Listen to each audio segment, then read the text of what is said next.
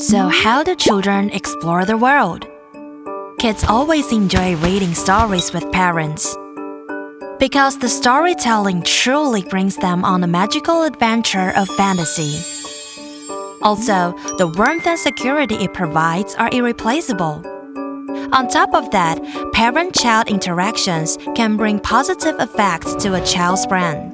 It is also important to start as early as possible because 80% of the child's brain development are shaped before the age of 3. The brain is separated into left and right hemispheres, each including 4 lobes that respond to different sensory messages and control a child's comprehensions and emotions.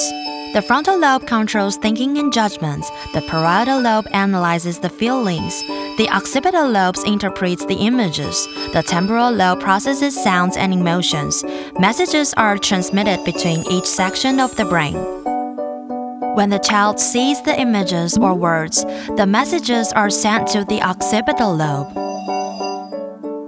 As for sounds, they are transmitted to the temporal lobe. After a series of interpreting, the messages will be transmitted to other parts of the brain for further integration of emotions and cognitive judgments. Furthermore, with dialogic reading, the child can comprehend parents' emotions through their tones, facial expressions, and gestures. With all the interactive experiences, the child is able to understand the message's meanings and try to use what he or she has learned to express themselves more accurately. So how does parent-child shared reading improve message transmissions in child's brain?